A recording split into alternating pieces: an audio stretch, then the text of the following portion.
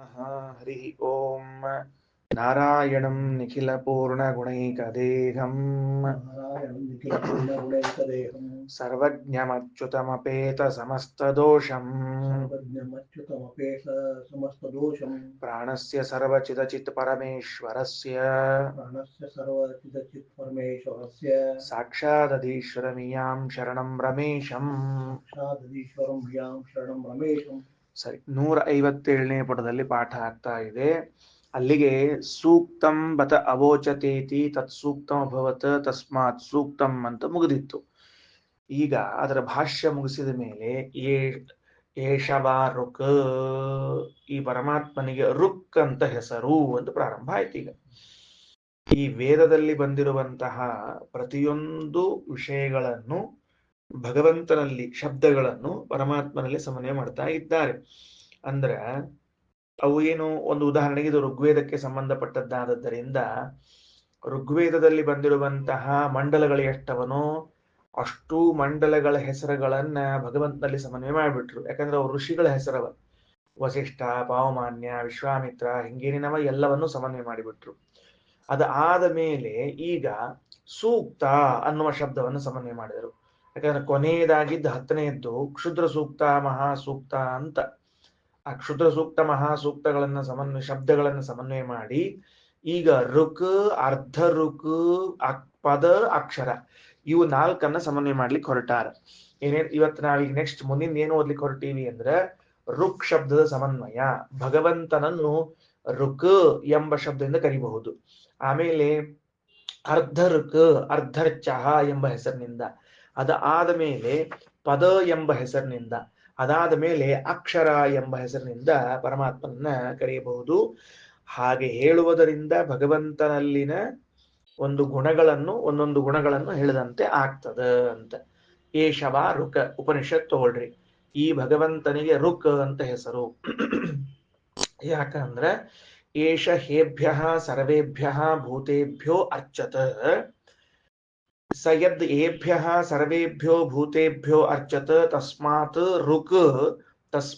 ರುಕ್ ಇತ್ಯಾಚಕ್ಷತ ಏತಮೇವ ಸಂತಂ. ಹೀಗಿರುವಂಥವನನ್ನು ರುಕ್ ಎಂದು ಕರೆಯುತ್ತಾರೆ. ಯಾಕಂದ್ರೆ ಎಲ್ಲ ಜೀವರಾಶಿಗಳಿಂದಲೂ ಒಂದಂಶದಿಂದ ಹೊರಟ. ಏಭ್ಯ ಸರ್ವೇಭ್ಯ ಭೂತೇಭ್ಯ, ಇವನೇನು ಸರ್ವೇಭ್ಯೋ ಭೂತೇಭ್ಯೋ ಎಲ್ಲ ಜೀವರಾಶಿಗಳಿಂದ ಒಂದಂಶದಿಂದ ಹೊರ ಹೋದದ್ದಕ್ಕೆ ಅವನಿಗೇನ್ ಕರೆದ್ರು, ಭಗವಂತನಿಗೆ ರುಕ್ ಅಂತ ಕರೀತಾ ಇದ್ದಾರೆ.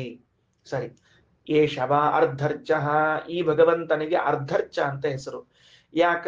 ಏಷಃ ಹೇಭ್ಯ ಸರ್ವೇಭ್ಯೋ ಅರ್ಧೇಭ್ಯೋ ಅರ್ಚತ, ಸ ಯದ್ ಏಭ್ಯ ಸರ್ವೇಭ್ಯೋ ಅರ್ಧೇಭ್ಯೋ ಅರ್ಚತ ತಸ್ಮಾದ್ ಅರ್ಧರ್ಚ ತಸ್ಮಾದ್ ಅರ್ಧರ್ಚ ಇತ್ಯಾಶಕ್ಷತೆ. ಅರ್ಧರ್ಚ ಅಂತ ಯಾಕೆ ಕರೆದ್ರು ಅಂದ್ರೆ ಜೀವರ ಶರೀರದಿಂದ ಹೊರಹೋದ. ಆಗಲೇ ಹೇಳಿದ್ದು ಜೀವನಿಂದ ಹೊರಹೋದ, ಈಗ ಹೇಳಿದ್ದು ಅವರ ಶರೀರದಿಂದ ಹೊರಹೋದ ಅಂತ. ಅಂದ್ರೆ ಒಂದಂಶದಿಂದ ಜೀವನಿಂದ ಹೊರ ಹೋಗ್ಬಿಡ್ತಾನೆ, ಇನ್ನೊಂದು ಅಂಶದಿಂದ ಜೀವನ ಜೊತೆಗೆ ಇರ್ತಾನೆ, ಅದಕ್ಕೆ ರುಕ. ಈಗ ಇನ್ನೊಂದು ಮಾತೇನು ಅಂದ್ರೆ ನಾವೇನು ವಾಸ ಮಾಡ್ತಾ ಇದ್ದೇವೆ ಈ ದೇಹದಲ್ಲಿ, ಈ ದೇಹದಿಂದಲೂ ಹೊರ ಹೋಗ್ಬಿಡ್ತಾನೆ. ಯಾವಾಗ ದೇವರು ನಮ್ಮನ್ನ ಬಿಟ್ಟು ಹೋಗ್ತಾನೋ ಆಗಲೇ ಅದಕ್ಕೆ ಮರಣ ಅಂತ ಕರೀತಾರ ಅಂತ ಮುಂದೆ ಶ್ರೀಮದಾಚಾರ್ಯ ತಿಳಿಸೋರಿದ್ದಾರೆ. ರುಕ ಅನ್ನೋ ಶಬ್ದಕ್ಕೆ ಪರಮಾತ್ಮನು ನಮ್ಮನ್ನ ಬಿಟ್ಟು ಹೋಗೋದು, ಅರ್ಧ ರುಕ ಅನ್ನೋ ಶಬ್ದದಿಂದ ನಮ್ಮ ದೇಹದಿಂದ ಹೊರ ಹೋಗುವುದು ಅಂತ 2 ಪ್ರತ್ಯೇಕವಾದ ಅರ್ಥಗಳು. ಸರಿ, ಏಷವಾ ಪದಂ ಏಷ ಹಿಮಾನಿ ಸರ್ವಾಣಿ ಭೂತಾನಿ ಪಾದಿ, ಸ ಯದ್ದಿಮಾನಿ ಸರ್ವಾಣಿ ಭೂತಾನಿ ಪಾದಿ ತಸ್ಮಾತ್ ಪದಮಿತ್ಯಾಚಕ್ಷತ ಏತಮೇವ ಸಂತಂ. ಭಗವಂತನಿಗೆ ಪದ ಅಂತ ಹೆಸರದ. ಯಾಕ? ವೇದದಲ್ಲಿ ಪದಗಳವ, ಅಗ್ನಿಂ, ಈಳೆ, ಪುರೋಹಿತಂ ಅಂತ ಪದಗಳವ. ಆ ಪದಗಳಲ್ಲಿ ದೇವರಿಗೆ ಪದ ಅಂತ ಹೆಸರನ್ನ ಹೇಳಬೇಕು. ಯಾಕ? ಕಾರಣ ಏನು ಅಂದ್ರೆ ಪಾದಿ, ಈ ಜೀವರಾಶಿಗಳು ಮತ್ತೊಮ್ಮೆ ದೇಹವನ್ನ ತೆಗೆದುಕೊಂಡು ಹುಟ್ಟಿ ಬರುವಾಗ ಮತ್ತವ್ರ ಜೊತೆಗೆ ಬಂದು ದೇಹ ಪ್ರವೇಶ ಮಾಡ್ತಾರೆ. ಮತ್ತೆ ದೇಹವನ್ನ ತೆಗೆದುಕೊಂಡು ಬಂದು ನಾವು ಮತ್ತೊಂದು ದೇಹವನ್ನ ತೆಗೆದುಕೊಂಡು ಬರುವ ಕಾಲದಲ್ಲಿ ಪ್ರವೇಶವನ್ನ ಮಾಡ್ತಾನೆ. ಅಲ್ಲಲ್ಲ, ಪಾದ ಅಂದ್ರೆ ಪ್ರವೇಶ ಮಾಡೋದು. ಈಗ ಇಲ್ಲಿ ಪದ ಶಬ್ದ ಇದೆ, ಪಾದ ಅಲ್ಲ, ಪದ ಶಬ್ದ. ಅರ್ಥ ಆಯ್ತಾ? ಪದ ಅನ್ನೋ ಶಬ್ದಕ್ಕೆ ಅರ್ಥ ಏನು ಅಂತ ಕೇಳಿದ್ರೆ, ಮತ್ತೆ ನಾವು ಜನ್ಮಿಸುವಾಗ ಒಂದು ರೂಪವನ್ನ ತೆಗೆದುಕೊಂಡು ದೇಹದಲ್ಲಿ ಪ್ರವೇಶ ಮಾಡ್ತಾನೆ. ಅದಕ್ಕೆ ಪಾದಿ ಅಂತ ಹೆಸರು, ಪದ ಅಂತ. ನೆಕ್ಸ್ಟ್, ಏಷವ ಅಕ್ಷರಂ ಏಭ್ಯ ಸರ್ವೇಭ್ಯೋ ಭೂತೇಭ್ಯೋಕ್ಷರತಿ. ಅಕ್ಷರ ಅಂತ ಹೆಸರು ದೇವರಿಗೆ. ಯಾಕೆ ದೇವರಿಗೆ ಅಕ್ಷರ ಅಂತ ಹೆಸರು ಅಂದ್ರೆ, ಎಲ್ಲ ಭೂತರಾಶಿಗಳಿಗೂ ಇಷ್ಟು ದಾನ ಮಾಡ್ತಾನೆ, ನಿರಂತರವಾಗಿ ಭಗವಂತ ಪದಾರ್ಥಗಳನ್ನು ಕೊಡ್ತಾನೆ ಅಂದ್ರೆ, ಸಯದ್ಯೇಭ್ಯ ಸರ್ವೇಭ್ಯ ಭೂತೇಭ್ಯೋಕ್ಷರತಿ ನಚೈನಂ ಅತಿಕ್ಷರಂತಿ ತಸ್ಮಾದಕ್ಷರಂ. ಇವನು ದಾನ ಕೊಡುವಷ್ಟು ಜಗತ್ತಿನಲ್ಲಿ ಇನ್ಯಾರೂ ಕೊಡ್ಲಿಕ್ಕೆ ಸಾಧ್ಯ ಇಲ್ಲ, ಅಷ್ಟು ಪದಾರ್ಥಗಳನ್ನು ಕೊಡ್ತಾನಂತವ. ಆದ್ದರಿಂದ ಭಗವಂತನಿಗೆ ಅಕ್ಷರ ಎಂದು ಕರೆಯುತ್ತಾರೆ. ಇನ್ನು ಮುಂದಿನ ಮಾತು, ತಾವಾಗೇತಾ ಸರ್ವ ರುಚಃ ಸರ್ವೇ ವೇದಾಃ ಸರ್ವೇ ಕೋಶಾಃ ಏಕೈವ ವ್ಯಾಹೃತಿ ಪ್ರಾಣಯೇವ ಪ್ರಾಣರುಚ ಇತ್ಯೇವ ವಿದ್ಯಾತ್. ಎರಡನೇ ಮಂತ್ರ ಮುಗಿಯಿತು. ತಾವಾ ಏತಾ ಸರ್ವ ರುಚಃ, ಈ ಎಲ್ಲ ರುಕ್ಕುಗಳೂ ಕೂಡ, ಮತ್ತು ಸರ್ವೇ ವೇದಾಃ ಎಲ್ಲ ವೇದಗಳೂ ಕೂಡ, ಸರ್ವೇ ಘೋಷಾಃ ಎಲ್ಲಾ ಧ್ವನಿಗಳು. ಘೋಷ ಶಬ್ದದ ಅರ್ಥ ಏನು? ಧ್ವನಿಗಳು ಅಂತ ಅರ್ಥ. ಅಂಡರ್ಲೈನ್ ಮಾಡ್ಕೊಂಡು ಬರ್ದಿಟ್ಕೊಂಡ್ಬಿಡ್ಬೇಕು. ಘೋಷಾಹ ಎಲ್ಲಾ ಧ್ವನಿಗಳು ಕೂಡ, ಏಕೈವ ವ್ಯಾಹತಿ ಒಬ್ಬನನ್ನೇ ವ್ಯವಹರಿಸ್ತಾವ, ಒಬ್ಬನನ್ನು ಕುರಿತು. ಏನು? ಪ್ರಾಣ ಏವ ಪರಮಾತ್ಮನನ್ನು ಕುರಿತೇ ವ್ಯವಹಾರ ಮಾಡ್ತಾವ. ಪ್ರಾಣರಚ ಇತ್ತೇವ ವಿದ್ಯಾತ್. ವಿಶೇಷವಾಗಿ ಋಗ್ಮಂತ್ರಗಳು ಭಗವಂತನನ್ನ ಅಲ್ಪರಿಗೂ ತಿಳಿಯುವಂತೆ ಹೇಳಿಕೊಡ್ತಾವ. ಅಂದ್ರೆ ಎಲ್ಲಾ ವೇದಗಳು ಭಗವಂತನನ್ನ ಹೇಳ್ತಿದ್ರು ಕೂಡ, ಅದು ಎಲ್ಲಾ ವೇದಗಳಲ್ಲಿ ಋಗ್ವೇದ ಬಂದ್ರೂ ಕೂಡ, ಋಕ್ ಅನ್ನೋದನ್ನ ಪ್ರತ್ಯೇಕ ಯಾಕೆ ಹೇಳ್ಬೇಕಾಯಿತು? ಋಗ್ವೇದ ಅನ್ನೋ ಅರ್ಥದಲ್ಲ, ಋಕ್ ಅನ್ನೋ ಅರ್ಥದಲ್ಲಿ.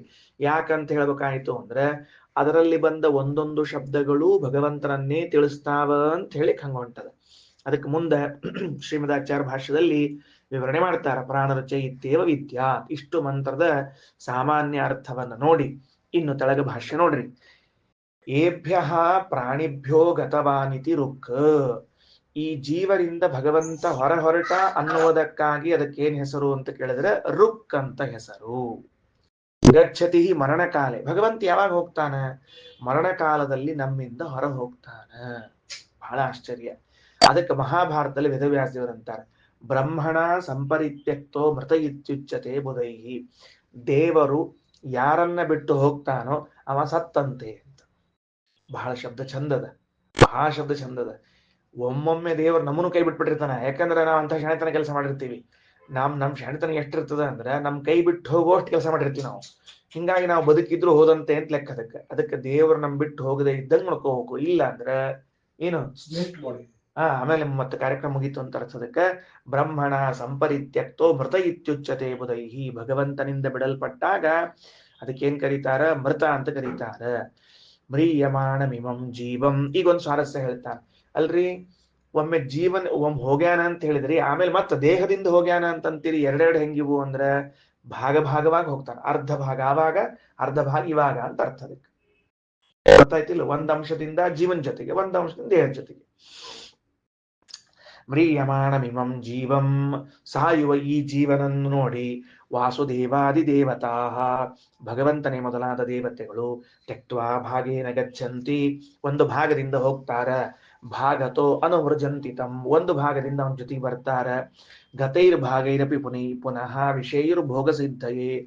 ಯಾವ ಅಂಶದಿಂದ ಹೋಗಿರ್ತಾರೋ ಮತ್ತ ಹುಟ್ಟೋ ಕಾಲಕ್ಕೆ ಆ ಅಂಶಗಳು ಬಂದು ಸೇರ್ಕೋತಾವ. ಭೋಗ್ಯ ಲೋಕ ಮನುಪ್ರಾಪ್ತ ತಸ್ಮಾತ್ ಸ್ವಪ್ನ ವದಂತರ. ಆದ್ದರಿಂದ ಸತ್ತ ಮೇಲೆ ಹುಟ್ಟೋಕ್ಕಿಂತ ಮಧ್ಯದಲ್ಲಿ ಏನಾದ್ರೂ ಸುಖಗಳು ಉಂಟಾಗಿದ್ರೆ ಅವೆಲ್ಲವೂ ಸ್ವಪ್ನ ಸದೃಶ ಅಂತ ತಿಳ್ಕೊಳ್ರಿ. ಯಾವುದು ಪರ್ಫೆಕ್ಟ್ ಅಲ್ಲ.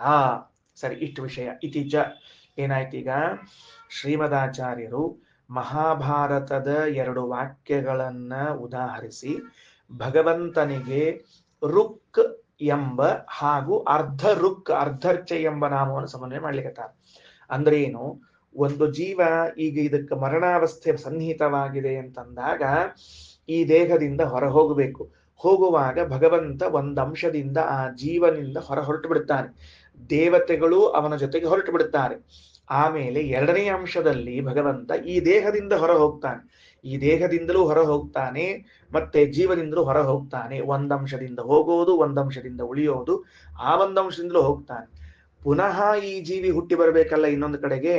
ಆಗ ಇವನ ಜೊತೆಗಂತರೂ ಒಂದು ರೂಪ ಇರ್ಲೇಬೇಕು. ಅದು ಬಿಟ್ಟು ಹೋಗ್ಲಿಕ್ಕೆ ಬರೋದಿಲ್ಲ. ಯಾಕಂದ್ರೆ ಬಿಟ್ಟು ಹೋಗ್ಬಿಟ್ರೆ ಪೂರ್ಣ ಇವನ ಅಸ್ತಿತ್ವನೇ ಹೋಗ್ಬಿಡ್ತದ. ಅದಿರ್ತದ. ಆದ್ರೆ ಬಿಟ್ಟು ಹೋದ ಅಂಶಗಳಿವೆ ಅಲ್ಲ, ಅವು ಸಹಿತ ತಿರುಗಿ ಬಂದು ಇವನ್ ಜೊತೆಗೆ ಸೇರ್ಕೊಳ್ತಾವ. ಇದೊಂದು ಹೊಸ ಅಂಶ ನಾವು ತಿಳ್ಕೊಳ್ಳೋದು.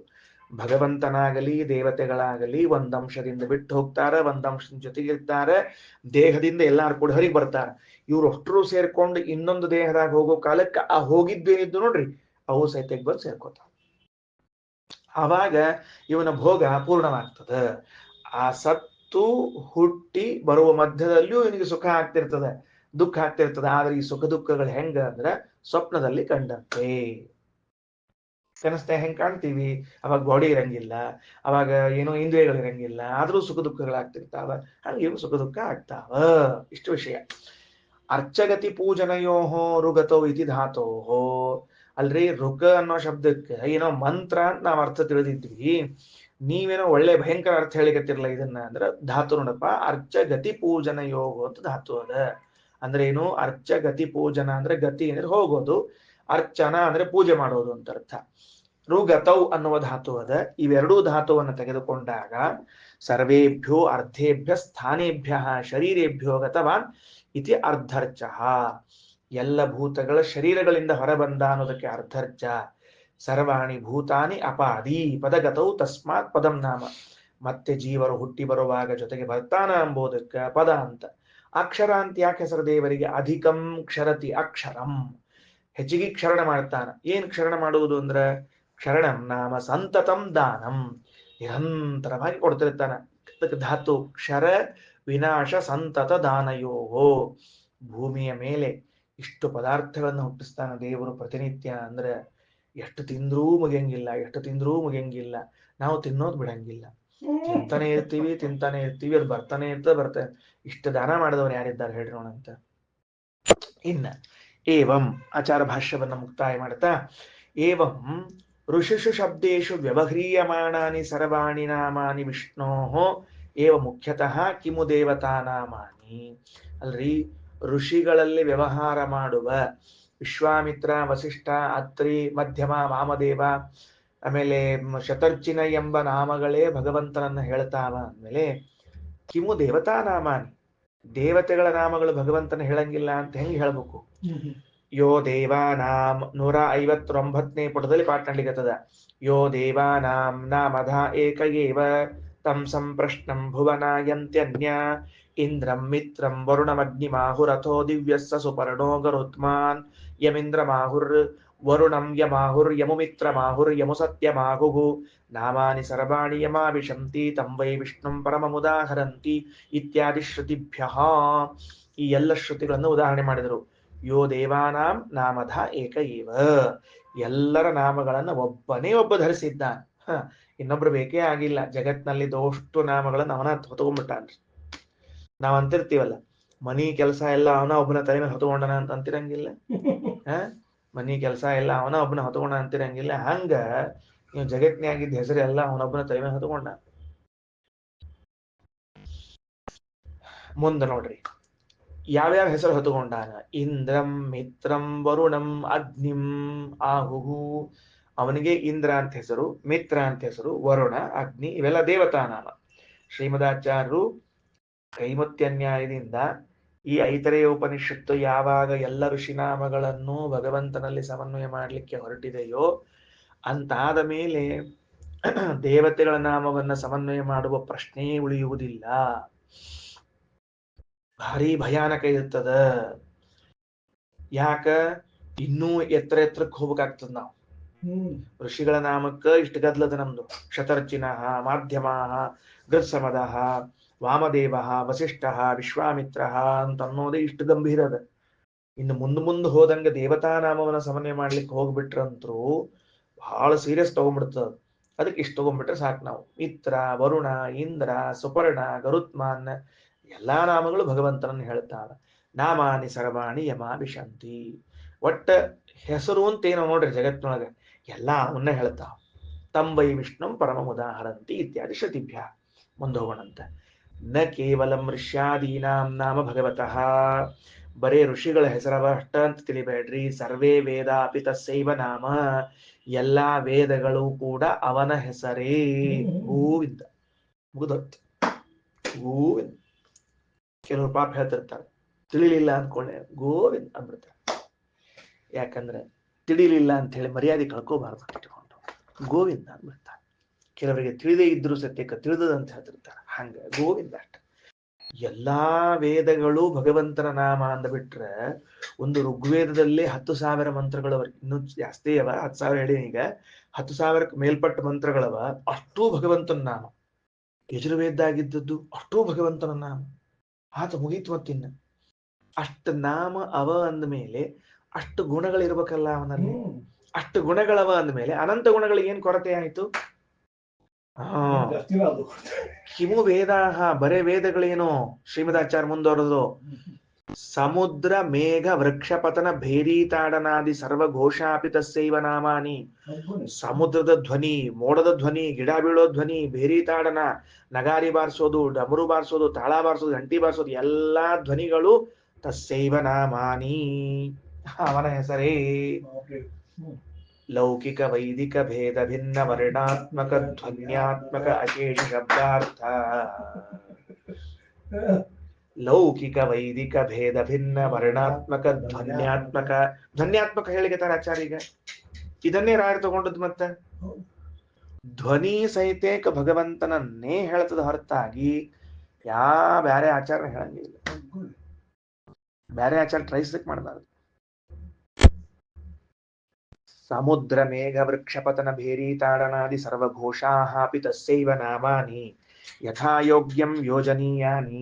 ಅಲ್ರಿ ಆಚಾರ, ನಮಗ್ ಹೆಂಗ್ ಗೊತ್ತಾಗಬೇಕು? ಯಥಾಯೋಗ್ಯ ಯೋಜನಾ ಮಾಡ್ಕೋಬೇಕಪ್ಪ. ಎಲ್ಲಾ ಹೆಂಗ ಅಂತ ಕೇಳಿ ಹೆಂಗ್ ಹೇಳಿ ನಾ ಇನ್ನ ಯೋಜನಾ ಮಾಡು. ಏಕಮೇವ ವ್ಯಾಹರಣಂ, ಅಲ್ಲಿ ಏಕೈವ ವ್ಯಾಹೃತಿ ಅಂತದ, ಅದಕ್ಕೆ ವ್ಯಾಹರಣಂ ಏಕ ಪ್ರಕಾರಮೇವ ನಾಮ, ಒಂದ ರೀತಿಯಿಂದ ಒಂದ್ ನಾಮ. ಏನ್ ಹಂಗಂದ್ರೆ ಒಂದ ರೀತಿಯಿಂದ ಒಂದ್ ನಾಮ ಅಂದ್ರೆ ನಿರ್ದೋಷ ಗುಣಪೂರ್ತಿ ವಾಚಕತ್ವಾದ ಏಕ ಪ್ರಕಾರತ. ಯಾವುದೇ ಶಬ್ದ ಹೇಳಿದ್ರು ಸಹಿತೇಕ ಏಕ ಪ್ರಕಾರವಾಗಿಯೇ ಹೇಳ್ತದ ಹೊರತ, ಅಂದ್ರ ನಿರ್ದೋಷ ಗುಣಪೂರ್ಣ ಅಂತ ಹೇಳ್ತದ ಹೊರತಾಗಿ ಬೇರೆ ರೀತಿಯಿಂದ ಅಲ್ಲ. ಹೆಂಗ್ ಹೇಳ್ತದ? ನಿರ್ದೋಷ ಗುಣಪೂರ್ಣ ಅಂತ ಹೇಳೋದು, ಬೇರೆ ಅಲ್ವೇ ಅಲ್ಲ. ಪ್ರಾಣಿ ನಾರಾಯಣ ಏವ, ನಾರಾಯಣ ವಿಷಯ ಏವ ವ್ಯವಹಾರ. ಮೂಲ ಮಂತ್ರದಲ್ಲಿ ಪ್ರಾಣ ಶಬ್ದದ, ಅದಕ್ಕೆ ಶ್ರೀಮದಾಚಾರ್ಯ ಪ್ರಾಣಿ ಅಂದ್ರೆ ನಾರಾಯಣಿ ಅಂತ ಅರ್ಥ. ನಾರಾಯಣ ವಿಷಯದಲ್ಲಿ ವ್ಯವಹಾರ ಅಲ್ರಿ. ಮತ್ತೆ ಎಲ್ಲಾ ವೇದಗಳು ಹೇಳಿದ್ಮೇಲೆ ವೇದಗಳಲ್ಲಿ ಒಂದು ಭಾಗವಾದ ರುಕ್ಕು ಕೂಡ ಭಗವಂತನನ್ನೇ ಹೇಳ್ತದೆ. ಅದನ್ಯಾಕೆ ಪ್ರತ್ಯೇಕ ಪ್ರಾಣ ರುಚ ಇತ್ತೇವ ವಿದ್ಯಾತ್ ಅಂತ ಹೇಳಿತು? ಎರಡನೇ ಮಂತ್ರ ಅಂದ್ರೆ ರುಚಸ್ತು ವಿಶೇಷತಃ ಇಂದ್ರಾದಿನಾಮವತಃ ವಿಷ್ಣೋ ಗುಣಾನ್ ಅಲ್ಪಜ್ಞಾನಾಪಿ ಪ್ರಕಾಶಯಂತಿ ಇತಿ ಪ್ರಾಣೇ ನಾರಾಯಣ ಏವೇತಿ ವಿದ್ಯಾತ್. ರುಕ್ ಅಂದ್ರೆ ಏನು? ಒಂದು ಮಂತ್ರಕ್ಕೆ ರುಕ್ ಅಂತ ಕರೆಯೋಣ ಅಂತ, ಒಂದು ರುಕ್ ಅಂತ ಅಂತೀನಿ ತಿಳ್ಕೊಳ್ಳಿಕ್ಕೆ. ಅಗ್ನಿಮೀಳೆ ಪುರೋಹಿತಂ ಯಜ್ಞಸ್ಯ ದೇವ ಮೃತ್ಯುಜಂ ಹೋತಾರಂ ರತ್ನದಾತಮಂ, ಇದೊಂದು ಮಂತ್ರ. ಎಲ್ಲಾ ವೇದಗಳು ಭಗವಂತನನ್ನೇ ಹೇಳುತ್ತಿದ್ದರು. ಇದೊಂದು ರುಕ್ಕದ ಅಲ್ಲ, ಇದು ಸ್ಪೆಷಲ್ ಆಗಿ ಭಗವಂತನನ್ನ ಹೇಳ್ತದ ಅಂತ. ಏನ್ ಸಂಬಂಧ ಅಲ್ರಿ? ಈ ಇಡೀ ಬುಕ್, ಟೆಕ್ಸ್ಟ್ ಬುಕ್ ಒಳಗಿರೋ ಎಲ್ಲಾ ಪೇಜುಗಳು ಇದೇ ಸಬ್ಜೆಕ್ಟ್ ಹೇಳ್ತದ ಅನ್ನೋ ಕಾಲಕ್ಕೆ ಇದು ಒಂದು ಶಬ್ದ ಈ ವಿಷಯ ಹೇಳ್ತದ ಅನ್ನೋದಕ್ಕೆ ಏನರ್ಥದ? ಅಂದ್ರೆ ಸಮಗ್ರವಾದ ವೇದ ಭಗವಂತನನ್ನ ಹೇಳ್ತದ ಅಂತ ಮಂದಾಧಿಕಾರಿಗಳಾದ ನಾವು ತಿಳ್ಕೊಳ್ಳಿಕ್ಕೆ ದುರ್ಬಲರು. ನಮ್ಗೆ ಗೊತ್ತಾಗೋದಿಲ್ಲ. ಆದ್ರೆ ಅಗ್ನಿಂ ಇಂದ್ರಂ ವರುಣಂ ಅಂತ ಶಬ್ದ ಹಾಕಿಕೊಂಡೇನು ರುಕ್ ಹೊರಟಿರ್ತದ ನೋಡ್ರಿ, ಅದು ತುಂಬಾ ಸರಳ. ನೋಡಪ್ಪ, ಅಗ್ನಿ ಅಂದ್ರೆ ಭಗವಂತ. ಹೌದ್ರಿ, ಹೆಂಗ್ರಿ ಆಚಾರ ಅಗ್ನಿ ಅಂದ್ರೆ ಹೆಂಗ್ ಭಗವಂತ? ನೋಡು, ನ ಗಚ್ಚತಿ ಇತಿ ಅಗಹ, ಸ್ವತಃ ತಾನ ಹೋಗದೆ ಇದ್ದದ್ದಕ್ಕ ಅಗ ಅಂತ ಕರೀತಾರ. ಮರಾಠಿ ಒಳಗೂ ಅಗ ಅಂತ ಕರೀತಾರ. ಅದಕ್ಕೆ ಅಗ ಅಂತ ಅನ್ನೋದಕ್ಕೆ ಅರ್ಥ ಬೇರೆ ಅದಲ್ಲಿ, ಅದಕ್ಕೆ ಅಗ ಅಂತ ಕರೀತಾರ. ಅದು ಅಗ ಅಂತ ಅನ್ನೋ ಶಬ್ದ ಹೌದಿಲ್? ಮತ್ತೆ ಅಗ ಅಂತ ಅಗ ಆಯಿ ಅಂತ ಕರಿತಿರ್ತಾರಲ್ಲ, ಹಂಗ ಅಗ ಅಂತ ಅನ್ನೋ ಶಬ್ದಕ್ಕೆ ಸ್ವತಃ ಚಲನೆ ಇಲ್ಲದ್ದು. ಅದಕ್ಕ ನೀ ಅಂದ್ರೆ ಚಲನೆ ಕೊಡ್ತಾನೆ, ಚಾಲನ ಶಕ್ತಿ. ಅದಕ್ಕೆ ಅಗ್ನಿ ಅಂತ ಕರೀತಾರೆ. ಸ್ವತಃ ಇದು ಜಡ, ಇದು ಜಗತ್ತು ಜಡ, ಈ ಶರೀರ ಇದು ಜಡ, ಇದ್ರ ಒಳಗ ಹೊಕ್ಕ ಪರಮಾತ್ಮ ನೀ ನಡಿ ಮುನ್ನಡಿ ಅಂತ ನಡೆಸ್ತಾನಲ್ಲ, ಅದಕ್ಕೆ ಅವಂಗ ಅಗ್ನಿ ಅಂತ ಕರೀತಾರೆ. ನೋಡ್ರಿ, ಈಗೇನಾತು? ಸಂಪೂರ್ಣ ವೇದ ನಮ್ ತಲೆಯಾಗ ಬರದೇ ಇದ್ರು ಸಹಿತೇಕ ಅಗ್ನಿ ಅನ್ನೋ ಶಬ್ದ ಕೇಳಿದಾಗ ಭಗವಂತನ ಒಂದು ಗುಣ ಗೊತ್ತಾಯ್ತು. ಏನು? ವಿಶ್ವಚಾಲಕ ಶಕ್ತಿ ಅಂತ ಗೊತ್ತಾಯ್ತು. ವಿಶ್ವಚಾಲಕ ಶಕ್ತಿ. ಇಂದ್ರ ಅಂತ ಶಬ್ದದ, ಇಂದ್ರ ಶಬ್ದ ಇಟ್ರೆ ಆ ಮಂತ್ರ ಸ್ವಸ್ತಿ ನ ಇಂದ್ರೋ ವೃದ್ಧಶ್ರವ ಸ್ವಸ್ತಿ ನ ಪೂಷಾ ವಿಶ್ವವೇದಾಗ ಸ್ವಸ್ತಿರಸ್ತಾರ್ಕ್ಷೋ ಅರಿಷ್ಟನೇಮಿ ಸ್ವಸ್ತಿನೋ. ಹೀಗೆ ಸ್ವಸ್ತಿ ಅದು ಇಂದ್ರ ಅನ್ ಶಬ್ದ ಇಟ್ರೆ ಪರಮ ಐಶ್ವರ್ಯ ಉಳ್ಳವನು ಇಂದ್ರ.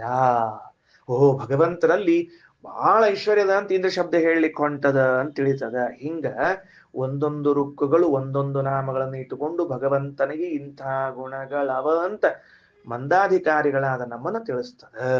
ಅದಕ್ಕ ಸಕಲ ವೇದಗಳು ಹೇಳಿದ್ರು ಪ್ರತ್ಯೇಕವಾಗಿ ರುಕ್ ಹೇಳ್ತದ ಅಂತ ತಿಳಿಸಿಕೊಟ್ರು. ಇಷ್ಟು ಮುಗಿಸಿ ಉಕ್ತಂಚ ಬೃಹತ್ ಸಂಹಿತಾಯಾಮ್, ಬೃಹತ್ ಸಂಹಿತಾದ ಮಾತನ್ನ ಹೇಳ್ತಾರೆ. ನೀವು ಏನೂ ಮಾಡ್ಬೇಕಾಗಿಲ್ರಿ, ಕಿವಿ ಕೊಟ್ಟು ಲಕ್ಷ ಕೊಟ್ಟು ಕೇಳಿದ್ರಿ ಅಂದ್ರೆ ಮುಂದಿನ ಪಾಠ ಅಷ್ಟು ಅರ್ಥ ಆಗ್ತದೆ. ಎಷ್ಟು ಚಂದದ ಅಂದ್ರೆ ಈಗ ಬರೀ ಶಬ್ದಗಳ ಧ್ವನಿಗಳ ಸಮನ್ವಯ ಮಾಡ್ಲಿಕ್ಕೆ ಹೊರಟಾರ ಶ್ರೀಮದಾಚಾರ್ಯ, ಬೇರೆ ಏನಿಲ್ಲ, ಧ್ವನಿಗಳ ಸಮನ್ವಯ.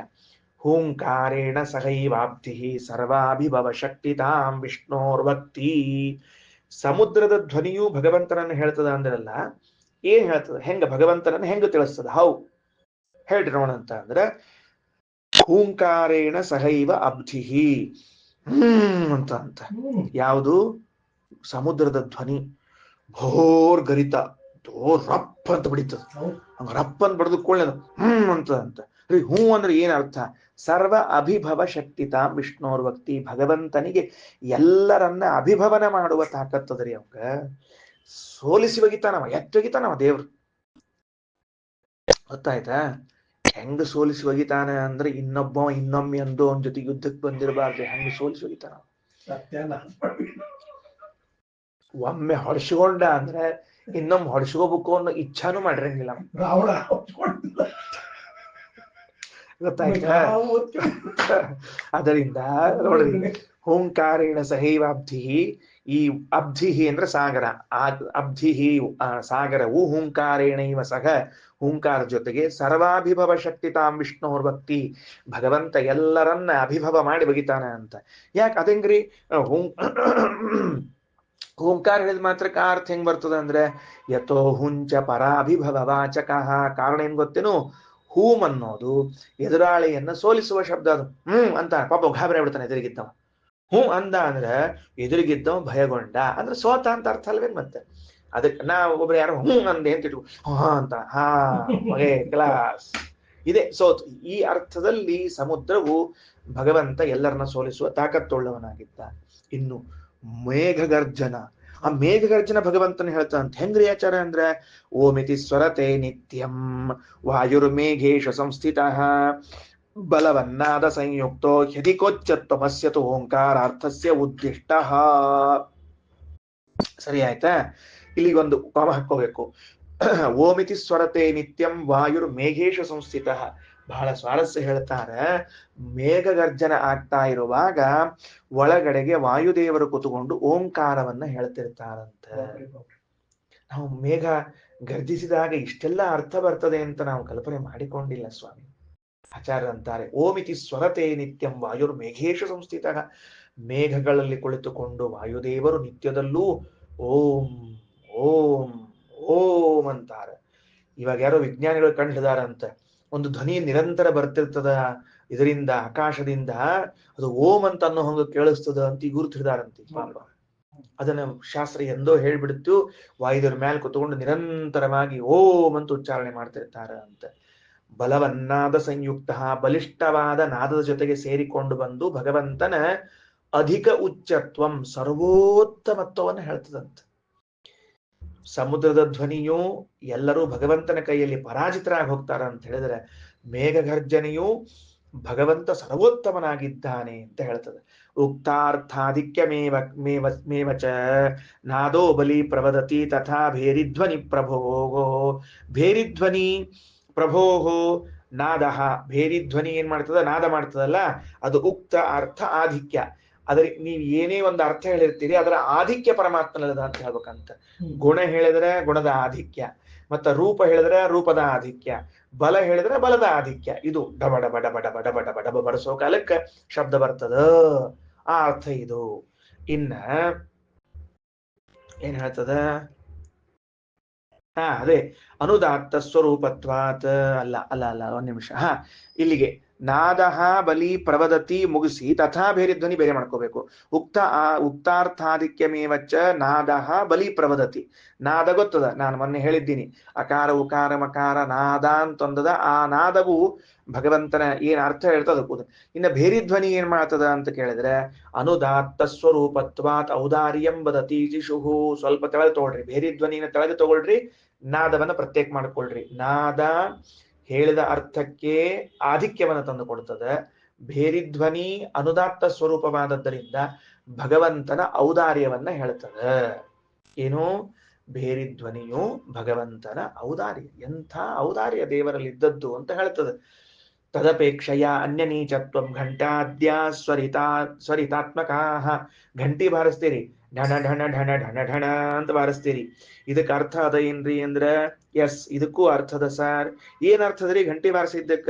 ನಮ್ಮಲ್ಲಿ ಕೆಲವರು ಅಂತಿರ್ತಾರೆ, ಬರೇ ದೇವ್ರನ್ನ ಘಂಟಿ ಬಾರಿಸಿ ಕೂತಿರ್ ನೀನು ಅಂತ ಅನಿಸ್ತಿರ್ತದ.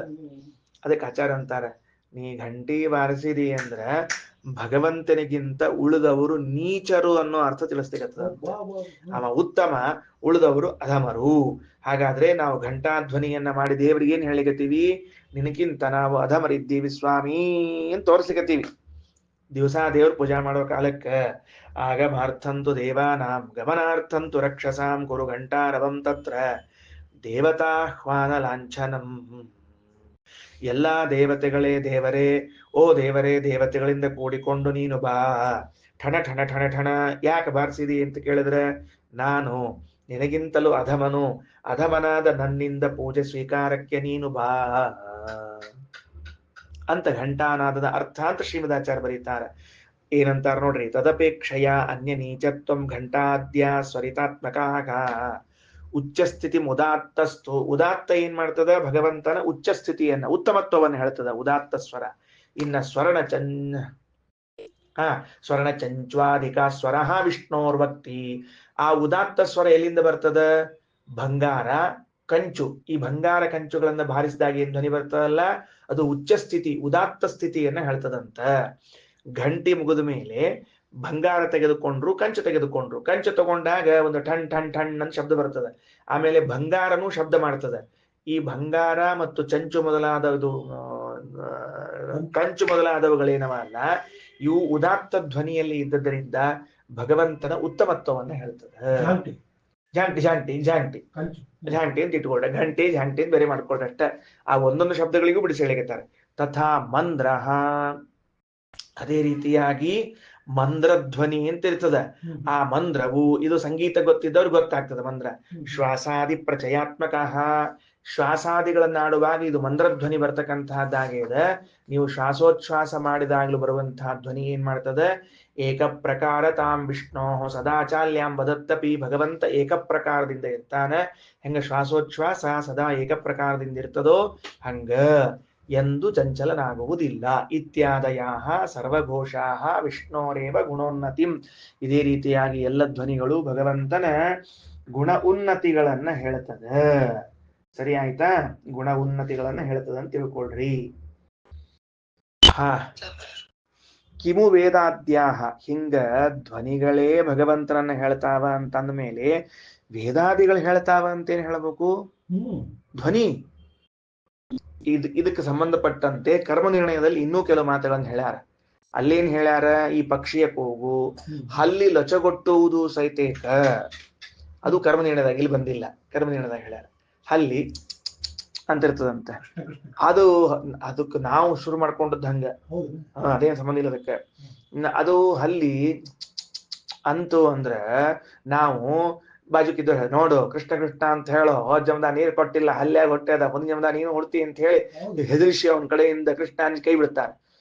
ವಾಸ್ತವ ಏನು ಅಂದ್ರೆ ಅದ ಧ್ವನಿ, ಅದರ ಧ್ವನಿ ಹೊರ ಬಂದಾಗಲೂ ಕೂಡ ಒಂದು ಅರ್ಥ ಬರ್ತದ. ಏನ್ ಅರ್ಥ ಬರ್ತದ ಅಂದ್ರೆ ಪರಮಾತ್ಮ ಅತ್ಯದ್ಭುತ ಅಂತ ಅರ್ಥ ಬರ್ತದೆ. ಅಂದ್ರೆ ಯಾವ ವಸ್ತುವನ್ನ ಹೇಳಲಿಕ್ಕೆ ಹೊರಟಾಗ ನಮಗ ಶಬ್ದ ಸಾಲಂಗಿಲ್ಲೋ ಅಲ್ಲಿ ನಾವೇನ್ ಮಾಡ್ತೀವಿ? ಲೊಚಗೊಡ್ತೀವಿ. ಯಾರದೋ ದುಃಖ ಬಹಳ ಆಗಿತ್ತು, ಹೇಳ್ಕೋತ ಅಂದ್ವಿ ಅಂದ್ರೆ ಏನು? ಅಲ್ಲಿ ನಮ್ ಶಬ್ದ ಸಾಲ್ವಲ್ತು ಅಂತ ಅರ್ಥ ಅದಕ್ಕೆ. ಹಂಗಾರೆ ಭಗವಂತನ್ ಹೇಳಲಿಕ್ಕೆ ನಮ್ ಶಬ್ದ ಸಾಲ್ವಲ್ತು ಅಂದ್ಕೊಳ್ಳಿ ಅಲ್ಲಿ ಲೊಚಗೊಡ್ದಂಗೆ ಲೊಚಗೊಡ್ತಾರ. ಅದೇ ಅದ್ಭುತ ಅಂತ ಅನ್ನೋ ಅರ್ಥವನ್ನ ತಿಳಿಸಿಕೊಡ್ತದ ಅಂತ ಹೇಳ್ತಾ. ಅರ್ಥ ಆಯ್ತಾ? ಒಂದು ನೋಡ್ರಿ ಏನಾಯ್ತು ಅಂತಂದ್ರೆ ಸರಿ, ಇದು ಅಲ್ಲಿ ಬಂದದ್ದು. ಇಲ್ಲಿ ಶ್ರೀಮದಾಚಾರ್ಯರು ಬೆಕ್ಕು, ಇಲಿ, ಹುಲ್ಲು ಮತ್ತ ಬಳ್ಳಿ ಈ ಶಬ್ದ ಸಹಿತ ಭಗವಂತನ ಹೇಳ್ತಾ ಅಂದ್ಬಿಟ್ರ. ಬೆಕ್ಕು ಸಹಿತ ಕನ್ನಡದಾಗಲ್ಲ ಮತ್ತೆ ಬೆಕ್ಕು, ಸಂಸ್ಕೃತ ಬೇಕು. ನಮ್ಮಲ್ಲಿ ಮಡಿಲಿ ಮಾತಾಡ್ಬೇಕು ನಾವು, ಕನ್ನಡ ಬೇಕು ಮಾತಾಡಂಗಿಲ್ಲ, ಸಂಸ್ಕೃತ ಬೇಕು ಮಾತಾಡ್ತೀವಿ ನಾವು ಯಾವಾಗ. ಅರ್ಥ ಆಯ್ತಾ ಏನಂತ ತಿಳ್ಕೊಂಡು ನೋಡ್ರಿ ಏನಂತಾರೆ. ಕಿಮು ವೇದಾದ್ಯ ಮಾರ್ಜಾರಾದ್ಯಭಿಧಾಸ್ತತ. ಮಾರ್ಜಾರಾದಿ ಅಭಿಧಾಗಳು, ಮಾರ್ಜಾರ ಅಂದ್ರೆ ಬೆಕ್ಕು, ಬೆಕ್ಕೆ ಮೊದಲಾದ ಹೆಸರುಗಳು ಅಂದ್ರೆ ಬೆಕ್ಕು, ಇಲಿ, ಬಳ್ಳಿ, ಹುಲ್ಲು ಅನ್ನೋ ಶಬ್ದಗಳು ಭಗವಂತನ ಹೇಳ್ತದೆ. ಹಂಗೆಂಗ್ರಿ ಆಚಾರ್ಯ ಅಂದ್ರೆ ಮಾರಯಿತ್ವಾ ಪ್ರಭಕ್ಷೈವ ಜರಯತ್ಯಖಿಲಂ ಜಗತ್. ಅವೇನ್ ಮಾಡ್ತಾನೆ, ಪ್ರಳಯ ಕಾಲದಲ್ಲಿ ಎಲ್ಲಾರನ್ನು ಕೊಂದು ತಿಂದು ಅರಗಿಸ್ಕೋತಾನ. ಆದ್ರಿಂದ ದೇವರಿಗೆ ಮಾರ್ಜಾರ ಅಂತ ಹೆಸರು. ಯಾಕೆ ಮಾರ್ಜಾರ ಅಂತ ಕರೀತಾರೆ? ಮಾರಯಿತ್ವ ಹೊಡೆದ ಕೊಂದು, ಪ್ರಭಕ್ಷೈವ ತಿಂದು ಏನ್ ಮಾಡ್ತಾನ, ಜರಯತಿ ಜೀರ್ಣ ಮಾಡ್ಕೋತಾನ. ದೇವ್ರ ಭಾರಿ ಆಶ್ಚರ್ಯ, ಹೊಡೆದ ಕೊಂದ ತಿಂದು ಜೀರ್ಣ ಮಾಡ್ಕೋತಾನ. ಆದ್ರಿಂದ ದೇವರಿಗೆ ಮಾರ್ಜಾರ ಅಂತ ಹೆಸರಂತ. ಮಜಾ ಅದಲ್ಲ ಹೆಸರು ದೇವ್ರದು ಅಂತ ಹೇಳಿ ಇಡ್ಬೇಡ್ರಿ ಯಾರಿಗೂ. ಮತ್ತ ಇಟ್ಬಿಡೋಣ ಅವ್ರನ್ನ, ಆಮೇಲೆ ಅವ್ರ ದೊಡ್ಡ ಪಂಡಿತರಾಗ್ಬಿಡೋಣ, ಮಾರ್ಜಾರಾಚಾರ ಅಂತ ಇವ್ರನ್ನ ಕರೆಯೋಣ. ನಮಗೇನೋ ಅನುಸಂಧಾನ ಬಂದದ್ರಿ ಸರ, ಏನ್ ಅನುಸಂಧಾನ ಬಂದ ನಮಗ, ದೇವ್ರು ಮಾರ್ಜಾರ ಅಂದ್ರೆ ಸರ್ವಪ್ರಳಯಕರ್ತ ಅಂತ ಹೆಸರು ಬಂದದ ಅಂತ ಹೇಳಿ ಮಗುವಿಗೆ ಇಟ್ಬಿಡೋದು. ಗಂಡು ಹುಡುಗ ಹುಟ್ಟಿರ್ತದೆ, ಹೆಣ್ಣು ಹುಟ್ಟಿದ್ರೆ ಮಾರ್ಜಾರಿ ಅಂತ ಇಟ್ಬಿಡೋದಪ್ಪ. ಹೆಣ್ಣು ಅದು ಹುಟ್ಟಿದಂಗೆಲ್ಲ ಮಾರ್ಜಾರಿ ಮಾರ್ಜಾರಿ, ಆಮೇಲೆ ಮಾರಿ ಮಾರಿ ಆಗ್ತಾಳ, ಕೊನೆಗೆ ಮಾರಿ ಮಾರಿ ತಿಳ್ತಾಳಕಿ. ಆದ್ದರಿಂದ ಭಗವಂತನ ಹೆಸರದು, ಸರ್ವನಾಮ ಸರ್ವನಾಮ. ಮುಂದಿನ ಕೇಳ್ರಿ, ಮಾರ್ಜಾರ ಚಲೋ ಇನ್ನು, ಅದರ ಮುಂದಿನ ಕೇಳ್ರಿಪ್ಪ ಏನಂತಾರೆ. ಮೋಷಣಾನ್ ಮೂಷಕೋ ಹರಿಹಿ ತೇನ ಮಾರ್ಜಾರ ಉದ್ದಿಷ್ಟ. ಮೋಷಣಾನ್ ಮೋಷಕೋ ಹರಿಹಿ, ಕದಿತಾನಾದ್ರಿಂದ ದೇವರಿಗೆ ಇಲಿ ಅಂತ. ಏನ್ ಕದಿತಾನ? ಭಕ್ತರ ಪಾಪಗಳನ್ನೆಲ್ಲ ಕದ್ದು ಹಾಕ್ತಾನ. ಆದ್ರಿಂದ ಇಲಿ ಏನ್ ಮಾಡ್ತದ, ಕದಿಯೋಕೆ ಕಡ್ದು ಹೋಗ್ತದ. ಹಂಗ ನಮ್ಮ ಪಾಪಗಳನ್ನೆಲ್ಲ ಕಡ್ಕೊಂಡು ತಗೊಂಡು ಹೋಗ್ತಾನ. ಆದ್ರಿಂದ ದೇವರಿಗೆ ಮೂಷಕ ಅಂತ ಹೆಸರು. ಆತ್ ನಡಿ, ಹಂಗಾರ ಛಲ ಆತು ದೇವರ ಹೆಸರು. ನಮ್ ಪಾಪ್ಯ ಹುಟ್ಟೇದ, ಮೂರನೇದ್ದು ಪಾಪ್ಯ. ಆ ಮೂರನೇದಕ್ಕ ಪಾಪ್ಯ ದಿವಸ ಪಾಪ್ಯ ಪಾಪ್ಯ ಅಂತ ಕರೆದು ಬೇಜಾರಾಗಿ ಮೂಷಕ ಅಂತ ಕರೆದ್ವಿ.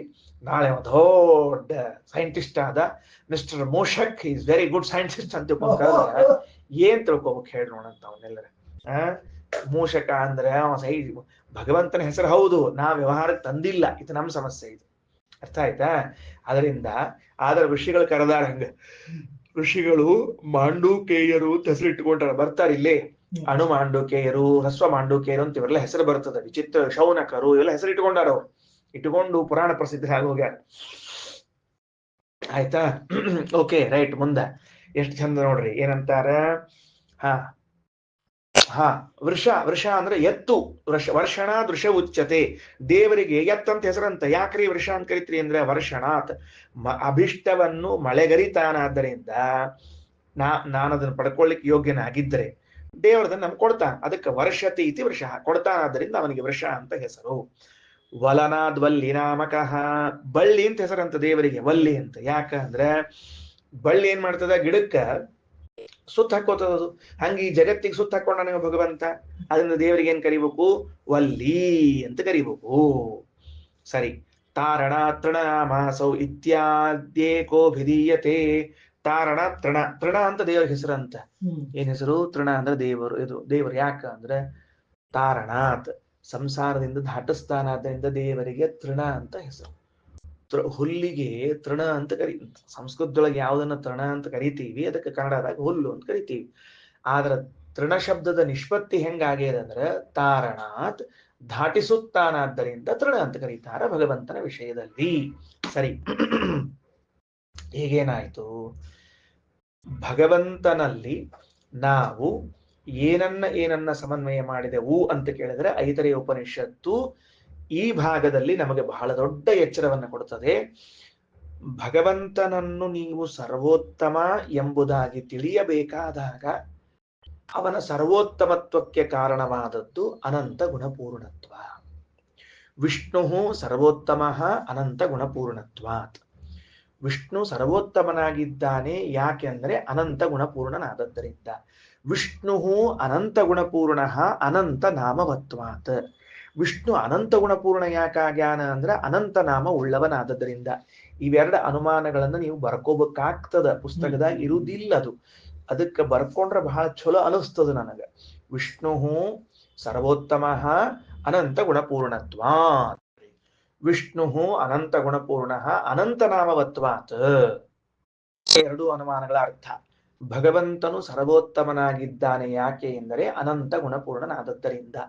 ಯೋ ಅನಂತ ಗುಣಪೂರ್ಣ ಸ ಸರ್ವೋತ್ತಮ. ಯಾರು ಅನಂತ ಗುಣಪೂರ್ಣನಾಗಿದ್ದಾನೋ ಅವನು ಸರ್ವೋತ್ತಮನಾಗಿದ್ದಾನೆ. ಯೋ ನೈವಂ ಸ ನೈವಂ.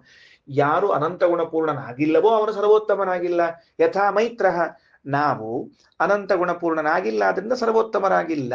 ಇದು ಒಂದು ಅನುಮಾನ. ವಿಷ್ಣು ಸರ್ವೋತ್ತಮ ಅನಂತ ಗುಣಪೂರ್ಣ ಯೋ ನೈವಂ ಸ ನೈವಂ ಯಥಾ ಮೈತ್ರ. ಎರಡನೇ ಅನುಮಾನ, ವಿಷ್ಣು ಅನಂತ ಗುಣಪೂರ್ಣ ಅನಂತ ನಾಮವತ್ವಾತ್.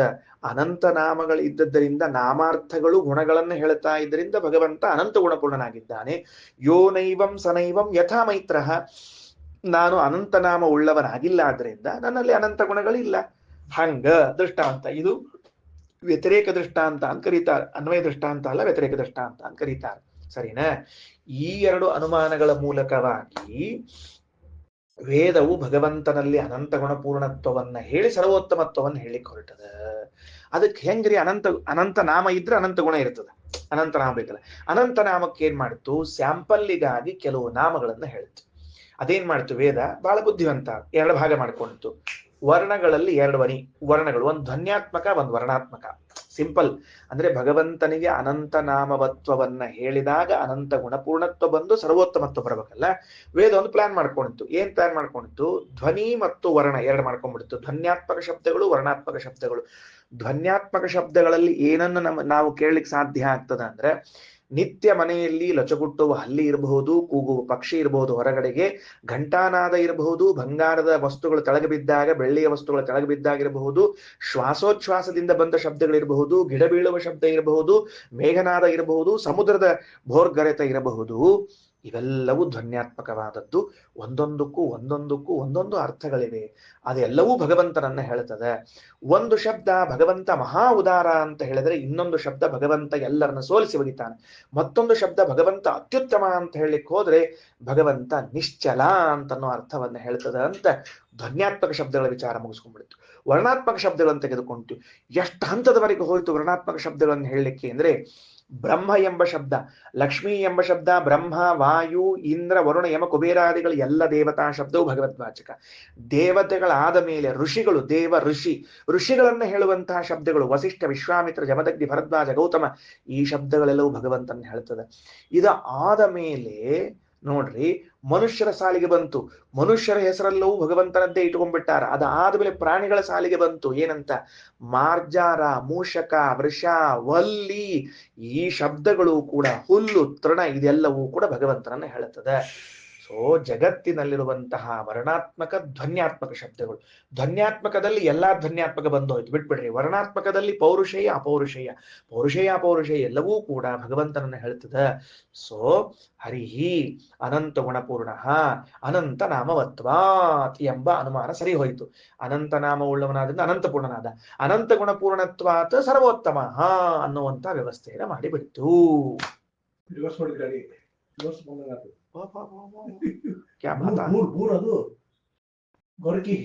Very good. ಅದಕ್ಕ ಸರ್ವನಾಮಾಪಿ ಭಗವಾನ್ ಸರ್ವಶಕ್ತಿಶ್ಚ ಸರ್ವವಿತ್. ಭಗವಾನ್ ಸರ್ವನಾಮ, ಸರ್ವಶಕ್ತಿ, ಸರ್ವವಿತ್. ಅವನು ಸರ್ವನಾಮ ಉಳ್ಳವನಾಗಿದ್ದಾನೆ, ಸರ್ವಶಕ್ತಿ ಉಳ್ಳವನಾಗಿದ್ದಾನೆ, ಸರ್ವವಿತ್ ಆಗ್ಯಾನ. ಸರ್ವವಿತ್ ಅಂದ್ರೆ ಸರ್ವಜ್ಞ. ವ್ಯತಿರಿಕ್ತ ಬ್ರಹ್ಮರುದ್ರಾದಿ ಜೀವೇಭ್ಯ ಜಡೇಭ್ಯ ಶ್ರೇಯ ಏವತು ವ್ಯತಿರಿಕ್ತ. ಹಿಂಗ ಸರ್ವನಾಮ ಉಳ್ಳವನಾಗಿ ಸರ್ವಶಕ್ತನಾದದ್ದರಿಂದ, ಸರ್ವಜ್ಞನಾದದ್ದರಿಂದಲೇನೆ ಲಕ್ಷ್ಮೀದೇವಿಯಿಂದ ಭಿನ್ನ ಬ್ರಹ್ಮರುದ್ರದೇವರೇ ಮೊದಲುಗೊಂಡು, ಬ್ರಹ್ಮ, ವಾಯು, ರುದ್ರ, ಬ್ರಹ್ಮ ಹೇಳಿದ ಕೂಡಲೇ ವಾಯುದೇವರು ಬಂದ್ರು ಅಂತ ಅರ್ಥ. ಮತ್ತೆ ಕೇಳ್ಬೇಕಾಗಿಲ್ಲ. ಅವರನ್ನು ಹಿಡಿದುಕೊಂಡು ನಮ್ಮವರೆಗೂ ಕೂಡ ಎಲ್ಲರಿಂದಲೂ ಭಿನ್ನ ಭಿನ್ನ ಭಿನ್ನ. ಸದಾ ಅನಂತ ಸಾಂದ್ರಾನಂದೈಕ ರೂಪತಃ. ಯಾವಾಗಲೂ ಅನಂತನಾಗಿದ್ದಾನೆ. ಸಾಂದ್ರವಾದ ಆನಂದ ಏಕರೂಪವುಳ್ಳವನಾಗ್ಯಾನ. ಆನಂದ ಅವನಲ್ಲಿ ದ್ರವರೂಪ ಇಲ್ಲ, ಸಾಲಿಡ್ಡಿನ ರೂಪದಲ್ಲದ, ಗಟ್ಟೆ. ತುಪ್ಪ ಹಾಕೋ ಕಾಲಕ್ಕ ಹೆರ್ತ ತುಪ್ಪ, ನೀರ್ ತುಪ್ಪ ಅಂತ ಇರ್ತಿದ್ವಿ ನಮ್ಗೆ ಹಿಂದಕ್ಕೆಲ್ಲ. ಈಗ ತುಪ್ಪ ಅಂತ, ಈಗ ಸೂಜಿ ಮನೆಯಿಂದ ಹಾಕ್ತಿರ್ತಾರ ತುಪ್ಪ. ಈಗ ಸೂಜಿ ಮನೆಯಿಂದ ಹಿಂಗ್ ತೆಗೆದು ಹಿಂಗ್ ಹಾಕ್ಬಿಡ್ತಾರ.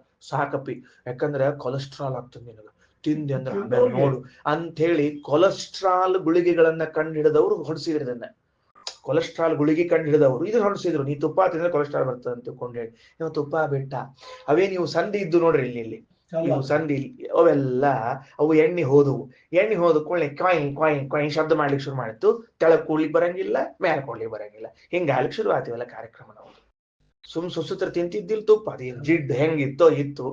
ಪೂರ್ಣ ಡಾಲ್ಡಾ ಗಿಲ್ಡಾ ತಿನ್ಬೇಡಪ್ಪ, ನೋಡ್ಕೊಂಡು ಸ್ವಲ್ಪ ಚಲೋ ತುಪ್ಪ ತಿನ್ನಿ. ಎಲ್ಲಾನು ಮೋಸ ಇರಂಗಿಲ್ಲ, ಏನೋ ಸ್ವಲ್ಪ ಚಲೋ ಇದ್ದೇ ಇರ್ತಾವೆ. ಅವ್ನ್ ತಗೊಂಡು ತಿಂದಿದ್ದಿ ಅಂತಂದ್ರೆ ಅವ್ನ್ ತಿಂದಿದ್ದಿ ಅಂದ್ರೆ ಇವೆಲ್ಲ ಕೀಲಿ ಕೈ ಅಡ್ಡಾಡ್ತಿದ್ವಿ.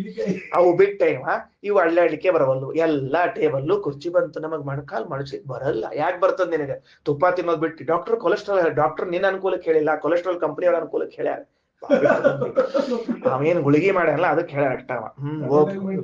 ಅಡ್ವರ್ಟೈಸ್ಮೆಂಟ್ ಅವನ್ ಕಾರ್ಯಕ್ರಮದ್ದು. ಹಿಂಗಾಗಿ ನಮ್ಮಲ್ಲಿ ತುಪ್ಪ ಎರಡು ರೀತಿ, ಗಟ್ಟಿ ತುಪ್ಪ, ನೀರು ತುಪ್ಪ ಅಂತ. ಹಂಗ ಭಗವಂತನ ಆನಂದ ಗಟ್ಟಿ ಆನಂದ, ನೀರ ಆನಂದ. ನಮ್ಮೆಲ್ಲ ನೀರ್ ಆನಂದ ರೀ ಹರಿದು ಹೋಗ್ಬಿಡ್ತದ. ಅವ್ನ್ ಗಟ್ಟಿ ಆನಂದ ಹರಿಯಂಗಿಲ್ಲ, ಅಲ್ಲೇ ಇರ್ತದೆ. ಹಿಂಗ ಸಾಂದ್ರಾನಂದೈಕ ರೂಪತಃ ತಸ್ಸೈವ ಮುಖ್ಯ ನಾಮಾನಿ. ನೋಡ್ರಿ ಎಲ್ಲಾ ಹೆಸರ ಒಂದ, ಪ್ರಧಾನ ಒಂದು. ಮತ್ ನಮ್ದು ಸಮಾಕೃಷ್ಯ ಇತರೇಶ್ವಪಿ, ಸಮಾಕರ್ಷಣ ಮಾಡಿ ದೇವರೊಳಗಿಂದ ಸಾಲ ತಗೊಂಡು ಬಂದು ನಮಗ್ ಕೊಡ್ತಾರ. ದೇವ್ರ ಹೆಸರಿದು, ನಮ್ದಲ್ಲಿದು. ದೇವ್ರ ಹೆಸರು ತಂದು ನಮಗ್ ಹಚ್ಚಿಟ್ಟಾರ ನಮ್ಮ ಅಪ್ಪ ಅಮ್ಮ. ಉಪಚಾರಾತ್ ಪ್ರವರ್ತಂತೆ ವ್ಯವಹಾರ ಪ್ರಸಿದ್ಧಗೆ, ಔಪಚಾರಿಕವಾಗಿ ನಮ್ಮನ್ನೂ ಕರೀತಾರ. ದೇವರ ಹೆಸರು ರಾಮ, ನನ್ ಮಗ ಹುಟ್ಟ್ಯಾರ, ಅವ್ನ್ ರಾಮ ಅಂತ ಇಟ್ಟೀನಿ. ಔಪಚಾರಿಕ, ವ್ಯವಹಾರಕ್ಕೆ ಮತ್ತೆ ಕರಿಬೇಕಲ್ಲ. ಇಲ್ಲ ರೀ ಕೂಸಿಗೆ ಏನ್ ಕರಿಬೇಕು ಹೇಳು ಅಂತ. ಅದಕ್ಕೆ ಕೂಸೆ ಅಂತ ಕರ್ಕೋತ್ ಕೂತ್ವಿ ಅಂತ ಇಟ್ಕೊಳ್ರಿ. ಎಲ್ಲಾ ಮನ್ಯಾಗ ಹುಟ್ಟಿದ್ದು ಎಲ್ಲಾನು ಕೂಸ ಅವ. ಮತ್ತೆ ಕೂಸ್ ಇಲ್ಲಾರ್ದು ಯಾವುದು? ಎಲ್ಲದಕ್ಕೂ ಕೂಸು. 1 ಕೂಸ್, 2 ಕೂಸ್, 3 ಕೂಸ್, 4 ಕೂಸ್ ಅಂತ ತಿಳ್ಕೊಂಡು ಕರ್ಕೋತ್ ಕೊಡ್ಬೇಕು. ಆ ವ್ಯವಹಾರ ತಪ್ತದ. ಅದಕ್ಕೆ ವ್ಯವಹಾರ ಮಾಡ್ಬೇಕು ಎಂಬುದಕ್ಕೆ ರಾಮ, ಭೀಮ, ಕಾಮ, ಮಾಮ ಅಂತ ಹೆಸರು ಇಟ್ಬಿಟ್ರೆ ಕೊನೆಗೆ ಅಷ್ಟ, ಮತ್ತಿನ್ನೇನಿಲ್ಲ. ಧಾರವಾಡ ಕೂಸು, ಬೆಂಗಳೂರು ಕೂಸು, ಮೈಸೂರು ಕೂಸು ಅಂತ ಕೊಡ್ಬೇಕು ಅಷ್ಟ. ಅದಕ್ಕ ತಸ್ಸೈವ ಮುಖ್ಯ ನಾಮಾನಿ, ಭಗವಂತನದ್ದೇ ಮುಖ್ಯವಾದ ನಾಮಗಳು. ಸಮಾಕರ್ಷ್ಯ ಇತರೇಶ್ವಪಿ, ಸಮಾಕರ್ಷ ಅಂದ್ರೆ ಎಳೆದು ತರೋದು. ಇತರೇಶು, ಇತರರ ವಿಷಯಗಳಲ್ಲಿ ಎಳೆದು ತರ್ತೀವಿ. ತಥೈ ಆಮೇಲೆ ಏನಾಯ್ತು? ಉಪಚಾರ ಪ್ರವರ್ತಂತೆ ವ್ಯವಹಾರ ಪ್ರಸಿದ್ಧಯೇ, ವ್ಯವಹಾರ ನಡಿಬೇಕು ಅಂತ ಇಷ್ಟೆಲ್ಲ ಮಾಡಿದ್ದೇವೆ. ಇಲ್ಲಿವರೆಗೆ ದೇವರ ಸಬ್ಜೆಕ್ಟ್ ಮುಗಿಸ್ಬಿಟ್ರು. ಇನ್ನು ಮುಂದೆ ಶ್ರೀಮದಾಚಾರ್ಯರು ವಾಯುದೇವರ ವಿಷಯವನ್ನು ಹೇಳಿಕ್ ಹೊರಡುತ್ತಾರೆ. ಇದೇ ಸಹಭೋಗ, ನೆನಪಿಟ್ಟುಕೊಳ್ರಿ. ವಾಯುದೇವರ ವಿಷಯವನ್ನು ಹೇಳಿಕ್ ಹೊರಟ್ರಲ್ಲ, ಸಹಭೋಗ ಬಂತು. ಏನ್ ಸಹಭೋಗ ಅಂತ ಕೇಳಿದ್ರೆ, ತಥೈವ ಸರ್ವನಾಮಾನಿ ಪ್ರವರ್ತಂತೆ ಚ ಮಾರುತೆ, ವಾಯುದೇವರಲ್ಲೂ ಸರ್ವನಾಮ ಸಮನ್ವಯವನ್ನ ಮಾಡಬೇಕು ಅಂತ ಶ್ರೀಮದಾಚಾರ್ಯ ಅಭಿಪ್ರಾಯ. ಭಗವಂತನಿಗಿಂತ ಕಡಿಮೆಯೇ, ಸಂದೇಹವಿಲ್ಲ. ಆದ್ರೆ ರುದ್ರಾದಿ ದೇವತೆಗಳಿಗಿಂತ ಗರುಡಶೇಷಾದಿಗಳಿಗಿಂತಲೂ ಸರ್ವನಾಮ ಸಮನ್ವಯವನ್ನು ಮಾಡ್ಬೇಕು ಅವರಲ್ಲಿ.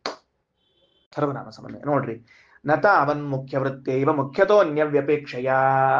ಅಲ್ರಿ, ಎಲ್ಲಾ ನಾಮಗಳನ್ನು ಇಷ್ಟೊತ್ತು ಪರಮಾತ್ಮನಲ್ಲಿ ಸಮನ್ವಯ ಮಾಡಿರಿ, ಈಗ ವಾಯುದೇವರ ಸಮನ್ವಯ ಮಾಡ್ಲಿಕ್ಕತ್ತೀರಿ. ಮತ್ತ ಬ್ರಹ್ಮಸೂತ್ರಕ್ಕೆ ವಿರೋಧ ಬರೋದಿಲ್ವಾ? ಬ್ರಹ್ಮಸೂತ್ರ ಎಲ್ಲಾ ನಾಮ ಭಗವಂತನ ಅಷ್ಟ ಹೇಳ್ತದ, ಉಳಿದವ್ರನ್ನ ಹೇಳಂಗಿಲ್ಲ ಅಂತ ಸೂತ್ರ ಮಾಡಿಟ್ಟಾರೆ. ನೀವು ನೋಡಿದ್ರೆ ವಾಯುದೇವರಿಗೂ ಹೇಳ್ರಿ, ಪರಮಾತ್ಮಗೂ ಹೇಳ್ರಿ ಅಂತ ಹೇಳಿದ್ರೆ ಹಂಗಲ್ಲೋ. ಪರಮಾತ್ಮನನ್ನು ಹೇಳೋ ಕಾಲಕ್ಕ ಪರಮ ಮುಖ್ಯ ವೃತ್ತಿಯಿಂದ ಹೇಳ್ತದ. ಅದು ಪರಮ ಮುಖ್ಯ ವೃತ್ತಿ. ಶಬ್ದ ಅಲ್ಟಿಮೇಟ್ಲಿ ಹೇಳೋದು ಅಂತತೋಗತ್ತೋ ಭಗವಂತನನ್ನೇ. ಆದರೆ ಮುಖ್ಯ ವೃತ್ತಿಯಿಂದ ಇತರರಿಗಿಂತಲೂ ಹೆಚ್ಚು ವಾಯುದೇವರನ್ನ ಹೇಳ್ತದ. ಇಷ್ಟ ಅರ್ಥ ಅದಕ್ಕೆ. ಇತರಿಗಿಂತಲೂ ಹೆಚ್ಚು ವಾಯುದೇವರನ್ನ ಹೇಳ್ತದ. ಅದಕ್ಕ ಮುಖ್ಯತಃ ಸರ್ವನಾಮಾತು ವಿಷ್ಣೋರೇಕೋನ ಚಾಪರಃ. ಭಗವಂತ ಒಬ್ಬನೇ ಸರ್ವನಾಮ, ಬೇರೆಯವರಲ್ವೇ ಅಲ್ಲ. ತಸ್ಮಾತ್ ಪ್ರಾಣಾದಿ ಶಬ್ದಾಶ್ಚ ವಿಷ್ಣೋರೇವ ಹಿ ಮುಖ್ಯತಃ. ಪ್ರಾಣಾದಿ ನಾಮಗಳು ವಿಷ್ಣುವಿನಲ್ಲಿ ಮುಖ್ಯ. ಅನ್ಯವ್ಯಪೇಕ್ಷೆಯ ವಾಯು ಮುಖ್ಯ ವೃತ್ತಿರ್ ವಿಧೀಯತೆ. ಅನ್ಯವ್ಯಪೇಕ್ಷೆಯ ಗರುಡಶೇಷಾದಿ ದೇವತೆಗಳನ್ನು ಹಿಡ್ಕೊಂಡಾಗ ಅವ್ರಿಗಿಂತ ಹೆಚ್ಚು ಮುಖ್ಯವಾಗಿ ವಾಯುದೇವರನ್ನ ಹೇಳ್ತದ. ವಾಯುಶ್ಚ ಸೂರ್ಯ ಸಂಸ್ಥಸನ್ ತಪತ್ತೇ ತಜ್ಜಗತ್ರಯಂ. ಹೌದು, ಈಗ ಇದ್ದಕ್ಕಿದ್ದಂಗ ಪರಮಾತ್ಮ ಬಂದಿಲ್ಲ. ಇಲ್ಲಿ ಈ ಅಧ್ಯಾಯ ಪ್ರಾರಂಭ ಆಗುವಾಗ ಸೂರ್ಯನಲ್ಲಿ ಇದ್ದು ಯಾರು ಪ್ರಾಣ ಇದ್ದಾನೋ ಆ ಭಗವಂತ ಅಂತ ಶುರುವಾಗಿದೆ. ಮತ್ತು ವಾಯುದೇವರಲ್ಲಿ ಇದ್ದಾರೆ ಅಂದ್ರೆ ಎಸ್, ವಾಯುಶ್ಚ ಸೂರ್ಯ ಸಂಸ್ಥಸನ್ ತಪತ್ತೇತ ಜಗತ್ರಯಂ. ವಾಯುದೇವರು ಈ ಸೂರ್ಯನಲ್ಲಿ ಇದ್ದುಕೊಂಡು 24 ಗಂಟೆ ಜಗತ್ತಿಗೆ ಬೆಳಕು ಕೊಡ್ತಾರೆ. ಪರಮೋಪಕಾರ ವಾಯುದೇವರು ಮಾಡುವಂತಹದ್ದು. ಪರಮಾತ್ಮನ ಉಪಕಾರವನ್ನು ನಾವು ವರ್ಣಿಸಲು ಸಾಧ್ಯವೇ ಇಲ್ಲ. ಯಾಕ? ಸೂರ್ಯಂದೇ ಉಪಕಾರ ವರ್ಣಿಸ್ಲಿಕ್ಕೆ ಸಾಧ್ಯ ಇಲ್ಲ ನಮ್ಮ ಕಡೆಯಿಂದ. ದೊಡ್ಡ ದೇವತೆ. ಎಷ್ಟು ದೊಡ್ಡ ದೇವತೆ ಅಂತಂದ್ರೆ, ದೇವರು ಅವನನ್ನು ತನ್ನ ಪೂಜಾಕ್ಕೆ ಪ್ರತಿಮಾ ಮಾಡ್ಕೊಳ್ಳೋ ಸ್ಥಿತಿ ಬಂತ್ರಿ ಪರಮಾತ್ಮ. ಅಂದ್ರೆ ಇದನ್ನ ಹೇಳಿಕತ್ತಿಲ್ಲ, ಅನಿವಾರ್ಯತೆ ಹೇಳ್ತಿಲ್ಲ, ಅಷ್ಟು ಪ್ರೀತಿಯನ್ನು ಹೇಳಿಕತ್ತೀನಿ. ಅಲ್ಲ, ವಾಯುದೇವರಲ್ಲ, ಸೂರ್ಯನ್ ಹೇಳ್ತಾ ಇದ್ದೇನೆ. ನೀವು ಹೆಂಗ ಪ್ರತಿಮಾ ತಗೋತಿರಲ್ಲ, ಕಂಚಿನ ಪ್ರತಿಮಾ, ಶಾಲಿಗ್ರಾಮ, ಕಟಗಿ ಪ್ರತಿಮಾ ಅಂತ ಪ್ರತಿಮಾ ತಗೊಂಡು ಪೂಜೆ ಮಾಡ್ತೀರಿ ನೋಡ್ರಿ. ಹಂಗ ಕೃಷ್ಣ ಅಂತಾನ, ಉದ್ಧವ ನಿನಗೆ ಯಾವುದೂ ಪ್ರತಿಮಾ ಸಿಗ್ಲಿಲ್ಲ, ಈಗ ಸುಮ್ಮನೆ ಇಟ್ಕೊಳ್ರಿ, ಒಂದ್ ದೃಷ್ಟ ಅಂತ ಹೇಳಿರ್ತೀನಿ, ಹಂಗಂತ ಹೇಳಿ ಅದನ್ನ ಮಾಡ್ಲಿಕ್ಕೆ ಹೋಗ್ಬೇಡ್ರಿ. ಇಟ್ಟು ಹೇಳ್ತೀನಿ ಏನಾಯ್ತು ಅಂದ್ರೆ, ಊರಿಗೆ ಹೋಗಿದ್ವಿ, ಸ್ವಾಮಿಗಳು ಬಂದಿದ್ರು, ಊರಿಗೆ ಹೋಗಿದ್ವಿ, ಮತ್ತೇನು ಇದು ಇಲ್ಲ, ಸುದರ್ಶನ ತಗೊಂಡು ಹೋಗಿದ್ವಿ. ಅಯ್ಯೋ ದೇವ್ರ ಬಟಿಗೆ ತಂದ್ರೆ ಚಲೋ ಆಗ್ತಿತ್ತು. ಏನ್ ಚಿಂತೆ ಮಾಡ್ಬಿಡಪ್ಪ, ಎದುರಿಗೆ ಕಾಣಿಸುವಂತಹ ಸೂರ್ಯ ಇದ್ದಾನಲ್ಲ, ಇದೇ ನನ್ನ ಪ್ರತಿಮಾ, ಸೂರ್ಯಾಂತರ್ಗತನಾಗಿ ನಾನಿದ್ದೇನೆ, ನಿನಗೆ ಏನೇನು ಮಂತ್ರ ಬರ್ತಾವ ಪೂಜಾ ಮಂತ್ರ ಎಲ್ಲ ಇಲ್ಲಿ ಕುತ್ಕೊಂಡು ಕೈ ಮುಗಿದು ಹೇಳ್ಬಿಡ ಅಷ್ಟ. ಹೋತ ಆ ಸೂರ್ಯಾಂತರ್ಗತನಾದ ಭಗವಂತನ ಪೂಜೆ ಆಗೋಯ್ತು, ನಿನ್ ದೇವ್ರ ಪೂಜಾ ಫಲ ಬಂದು ಹೋತು. ಸ್ವಾರಸ್ಯ ಏನ್ ಗೊತ್ತೇನ್ರಿ, ನಮ್ಮ ಮನ್ಯಾಗ ನಾವು ಪೂಜಾ ಮಾಡೋ ಕಾಲಕ್ಕ ನಮ್ಮ ಬಿಂಬನನ್ನ ತಂದು ಪ್ರತಿಮಾದಾಗ ಆವಾಹನ ಮಾಡ್ಬೇಕು. ಮಂದಿ ಮನಿ ಪೂಜಾಕ್ ಹೋಗಿದ್ವಿ ಅಂತ ಇಟ್ಕೊಳ್ರಿ, ಈಗ ಉದಾಹರಣೆಗೆ ನಿಮ್ಮ ಮನೆಗೆ ನಾನು ಕರೆದಿರಿ, ಆಚಾರ್ಯ ಇವತ್ತು ಪೂಜಾ ಮಾಡ್ರಿ ಮತ್ತ ಅಂದ್ರೆ ಸೂರ್ಯಾಂತರ್ಗತನಾದ ಭಗವಂತನ್ ತಂದು ಪ್ರತಿಮಾದಾಗ ಕೊಡಿಸ್ಬೇಕು ಅಂತದ್ರಿ. ಇನ್ನೊಬ್ಬರ ಮನೆ ನಾವು ಪೂಜಾಕ್ ಹೋದಾಗ ಸೂರ್ಯಾಂತರ್ಗತನಾದ ಭಗವಂತನ್ ತರಬೇಕು ಹೊರತಾಗಿ ನಮ್ ಬಡ ಬಡ ಪೂಜಾ ದೇವ್ ಹಿಡ್ಕೊಂಡು ಹಿಂಗ ಬಿಂಬೋಸಿ ಪ್ರತಿಬಿಂಬೋಸ್ಮಿ ರವಯದೇವ್ ಹಿಂಗ್ ಠಂಡ್ ಅನ್ಸ್ಬಾರ್ದು. ಹಂಗ ಹಿಂಗ್ ಕರಿಬೇಕಾಗ ಸೂರ್ಯಾಂತರ್ಗತನಾದ ಭಗವಂತನೇ ಈ ಪ್ರತಿಮಾದಲ್ಲಿ ಕೂತ್ಕೊಂಡು ಪೂಜಾ ಮುಗಿಸು ಅಂತ ಹೇಳಿ ಪೂಜೆ ಮುಗಿದ್ಮೇಲೆ ಮತ್ತೆ ಹೊಳ್ಳೆ ಕಳಿಸ್ಬೇಕು, ಅದನ್ನ ಹಿಂಗ್ ಡಬುಕ್ ಅಂತ ಹಾಕೋಬಾರ್ದು, ಮತ್ತೆ ಉಲ್ಟಾ ಕೆಲಸ. ಯಾಕಂದ್ರೆ ನಮ್ ಬಿಂಬಲ್ಲವ ಸೂರ್ಯಾಂತರ್ಗತನಾದ ಭಗವಂತ. ನೋಡ್ರಿ, ಸ್ವಂತ ಮನೆಯ ಪೂಜೆಯನ್ನ, ಸ್ವಬಿಂಬನನ್ನ ಯಜಮಾನನ ಮನೆ ಪೂಜೆ ಮಾಡ್ತಾ ಇದ್ರೆ ಸೂರ್ಯಾಂತರ್ಗತನಾದ ಭಗವಂತನ ಕರಿಬೇಕು ಅಂತ. ಅಂದ್ರೆ ಭಗವಂತನಿಗೆ ಸೂರ್ಯ ಲೋಕಕ್ಕೆ ಮಾಡುವಂತಹ ಉಪಕಾರವನ್ನ ನೋಡಿ ಇಷ್ಟು ಪ್ರೇಮ ಬಂದು ಹೇಳಿದ, ಇದೇ ನನ್ನೊಂದು ಪ್ರತಿಮಾ. ಹಾಗಾದ್ರೆ ಏನಾಯ್ತು, ಒಂದ್ ಸಣ್ಣ ಸೂತ್ರ, ಸ್ವಲ್ಪ ಔಟ್ ಆಫ್ ಸಿಲೆಬಸ್ ಬರ್ತೀನಿ ಶ್ರೀನಿವಾಸ್, ಏನಂತ ತಿಳ್ಕೊಂಡು ಅಂದ್ರೆ, ಯಾರು ಲೋಕಕ್ಕೆ ನಿರಂತರವಾಗಿ ಉಪಕಾರ ಮಾಡ್ತಿರ್ತಾರೋ ಅವರು ಭಗವಂತನ ಪ್ರತಿಮಾ ಅಂತ ಕರ್ಸ್ಕೊತಾರೆ. ನೀನು ನಿರಂತರವಾಗಿ ಸಮಾಜಕ್ಕೊಂದು ಉಪಕಾರ ಮಾಡ್ತಿದ್ದಿ ಅಂದ್ರೆ ನೀನು ಭಗವಂತನ ಪ್ರತಿಮಾನೇ, ಬೇರೆ ದಾರಿನೇ ಇಲ್ಲ. ಯಾಕ, ಸೂರ್ಯ ಹೆಂಗ ನಿರಂತರವಾಗಿ ಜಗತ್ತಿಗೆ ಉಪಕಾರ ಮಾಡಿದ್ರಿಂದ ಭಗವಂತನ ಪ್ರತಿಮಾ ಆದ್ನೋ, ನೀನು ನಿರಂತರವಾಗಿ ಸಮಾಜಕ್ಕೆ ಕ್ಷೇಮವನ್ನ ಮಾಡು, ನಿನಗೂ ಭಗವಂತನ ಪ್ರತಿಮಾ ಸ್ಥಾನಿ ಒಂದೇ ಬರ್ತದೆ. ಆಯ್ತಾ? ಓಕೆ. ವಾಯುಶ್ಚ ಸೂರ್ಯ ಸಂಸ್ತಸ್ಸನ್, ಹಂಗಾರ ಸೂರ್ಯನ ಮಹಿಮಾ ಹೇಳಲಿಕ್ಕೆ ಸಾಧ್ಯ ಇಲ್ಲ ಅಂದ ಮೇಲೆ ಸೂರ್ಯನನ್ನ ಭಗವಂತ ಪ್ರತಿಮಾ ಮಾಡ್ಕೊಂಡ ಅಂದ್ಮೇಲೆ ಅದರಲ್ಲಿದ್ದು ವಾಯುದೇವರು ನಿರಂತರವಾಗಿ ಆಕ್ಸಿಜನ್ ಜಗತ್ತಿನ ತುಂಬ ಹರಡಿಸ್ತಾರ ಅಂದ್ರೆ ಮುಗದೇ ಹೊರತು. ಅಲ್ರಿ ಹಂಗ್ರಿ, ಹಂಗಂದ್ರೆ ಆಜ್ಞೆಯವ ಹರೇರ್ ವಾಯೋ, ವಾಯುದೇವರು ಭಗವಂತನ ಆಜ್ಞಾ ಪರಿಪಾಲನೆ ಮಾಡೋರು, ನಿಮ್ ಪ್ರಶ್ನೆಗೆ ಉತ್ತರ ಕೊಡ್ಲಿಕ್ಕೆ ಕೂತವ್ರಲ್ಲ ಅವ್ರು. ಹಿಂಗ್ರಿ ಅಂದ್ರೆ ನೀ ಹಂಗೂ ಹಿಂಗೂ ಹೆಂಗೂ ನೀ ಅದು ಬಳ್ಳಿಯನ್ನು ಹಿಡ್ಕೊಂಡು ಹಂಗ ಹಾಂಗ ಹಿಂಗ ಹುಂಗ ಹೆಂಗ ಹಿಂಗ ಅನ್ಕೋತ್ ಕೂತಿ ಅಷ್ಟ ನೀನು ಅವ್ರ ಕೆಲಸ ಮಾಡಿ ಮುಗಿಸ್ಬಿಟ್ಟಿರ್ತಾರ. ಆಜ್ಞೇವ ಹರೇರ್ ವಾಯೋ ಶಕ್ತ್ಯಾ, ಸ್ವತಃ ಸಾಮರ್ಥ್ಯವು ಹಂಗದ, ಭಗವಂತನ ಆಜ್ಞೆ ಅದ, ಕೆಲಸ ಮಾಡಿಬಿಡ್ತಾರ ಅಷ್ಟ. ಸೂರ್ಯ ಸ್ಥಪತ್ಯಯಂ ಅಂತ ಇತ್ಯಾದಿ. ನಚ ಪ್ರಸಿದ್ಧ ಸೂರ್ಯಸ್ಯ ಯಂ ತಾಪನ ಶಕ್ತಿ ಇತಿ ಜ್ಞಾಪಯಿತುಂ ಪ್ರಾಣೋ ಹ್ಯೇಷ ಏಷ ತಪತಿ ಇತ್ಯುಕ್ತಂ. ಇದು ಪ್ರಸಿದ್ಧ ಸೂರ್ಯನ ಸಾಮರ್ಥ್ಯ ಅಲ್ಲ, ಒಳಗಿದ್ದು ವಾಯುದೇವರು ಪರಮಾತ್ಮ ಮಾಡಿದಾಗಲೇನೆ ಆಗೋದು. ಅವರ ಬಲದಿಂದ ಇವ ಮಾಡಿದ್ದಾನೆ ಅಂದ್ರೆ ನಮಸ್ಕಾರ, ಓಕೆ. ಯಾರ ಬಲದಿಂದ? ಭಗವಂತನ ಬಲದಿಂದ, ವಾಯುದೇವರ ಬಲದಿಂದ ತುಂಬಿಕೊಂಡು ಇವ ಕೆಲಸ ಮಾಡ್ಲಿಕ್ಕೆ ತಾನ ಅಂತಂದ್ರೆ ಒಂದು ಶಬ್ದ ಮಾತಾಡೋದಿಲ್ಲ. ಆದರೆ ಸ್ವತಂತ್ರವಾಗಿ ಇದು ಸೂರ್ಯನ ಸಾಮರ್ಥ್ಯ ಅಂದಾಗ ಮಾತ್ರ ನಾವು ಕೈ ಹಿಡಿದು ನಿಲ್ಲಿಸಿ ಒಳಗಿನವರು ಪರಿಚಯ ಮಾಡಿಸ್ಬೇಕಾಗ್ತದೆ. ಅಚ್ಚ ಪ್ರಸಿದ್ಧ ಸೂರ್ಯ ಸೇಯಂ ತಾಪನ ಶಕ್ತಿ ಇತಿ ಜ್ಞಾಪಯಿತುಂ, ಅದ ತಿಳಿಸ್ಲಿಕ್ಕೇನೆ ವೇದ ಏನ್ ಮಾಡಿದ, ಪ್ರಾಣೋ ಯಯೇಷ ತಪತಿ ಅಂತ ಹೇಳಿದ. ಅಷ್ಟೇ ಅಲ್ಲ, ಪ್ರಾಣಾದ್ವಾ ಏಷ ಉದೇತಿ ಪ್ರಾಣ ಅಸ್ತಮೇತಿ ಇತಿ ಶ್ರುತಿ. ಇನ್ನೊಂದು ಕಡೆಗೆ ಈ ಸೂರ್ಯ ಮುಳುಗೋದೆ ಪ್ರಾಣನಿಂದ, ಸೂರ್ಯ ಉದಯಿಸೋದೆ ಪ್ರಾಣನಿಂದ ಅಂತ ಹೇಳಿಬಿಟ್ಟದ. ಪ್ರಾಣ ಶಬ್ದಶ್ಚ ಮುಖ್ಯತೋ ವಿಷ್ಣು ಪ್ರವರ್ತಮಾನೋಪಿ ವಾಯಾಪಿ ವರ್ತತೆ. ಹೌದ್ರಿ, ಪ್ರಾಣ ಶಬ್ದವನ್ನ ಭಗವಂತನಲ್ಲಿ ಸಮನ್ವಯ ಮಾಡಿದ್ರಿ, ಈಗ ಇದ್ದಕ್ಕಿದ್ದಂಗ ವಾಯುದೇವರಲ್ಲಿ ಸಮನ್ವಯ ಮಾಡ್ತಿರ್ಲಿಲ್ಲ ಅಂದ್ರೆ ಹೇಳಿವಲ್ಲ ಆಗಲೇ, ಪರಮ ಮುಖ್ಯ ವೃತ್ತಿಯಿಂದ ಪರಮಾತ್ಮನ ಹೇಳ್ತದ, ಇತರ ದೇವತೆಗಳಿಗಿಂತ ಮುಖ್ಯ ವೃತ್ತಿಯಿಂದ ವಾಯುದೇವರನ್ನ ಹೇಳ್ತದ. ಅತಃ ಸರ್ವವೇದಾದ್ಯಭಿಧೇಯತ್ವಂ ವಾಯೋರಪ್ಯಸ್ತಿ. ದೊಡ್ಡ ಮಾತು. ಸಕಲ ವೇದ ಪ್ರತಿಪಾದ್ಯರು ವಾಯುದೇವರು, ಢಣ್ ಮುಗಿದು ಹೋದ ಕೆಲಸ. ಏನೋ ಸಕಲ ವೇದ ಪ್ರತಿಪಾದ್ಯರು, ಪೂರ್ವ ಪ್ರಸಿದ್ಧ ವ್ಯತಿರಿಕ್ತ ರಮಾ ವ್ಯತಿರಿಕ್ತ ಅನಂತ ವೇದ ಪ್ರತಿಪಾದ್ಯ ಮುಖ್ಯತಮ.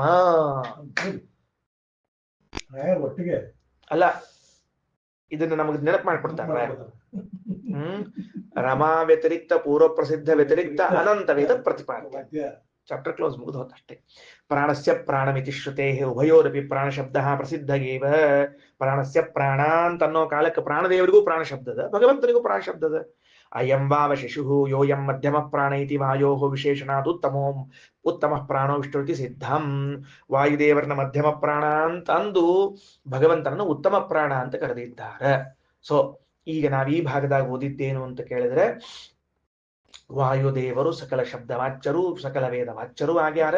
ಭಗವಂತನನ್ನ ಪರಮ ಮುಖ್ಯ ವೃತ್ತಿಯಿಂದ ಎಲ್ಲ ಶಬ್ದಗಳು ಹೇಳಿದಾಗಲೂ ಅಮುಖ್ಯ ವೃತ್ತಿಯಿಂದ, ಅಮುಖ್ಯ ಅಂದ್ರ ಬೇರೆ ಅರ್ಥದಲ್ಲ, ಇತರ ದೇವತಾಪೇಕ್ಷೆಯ ಮುಖ್ಯ ವೃತ್ತಿಯಿಂದ ವಾಯುದೇವರನ್ನ ಹೇಳ್ತದ ಅಂತ ತಿಳಿದುಕೊಳ್ರಿ.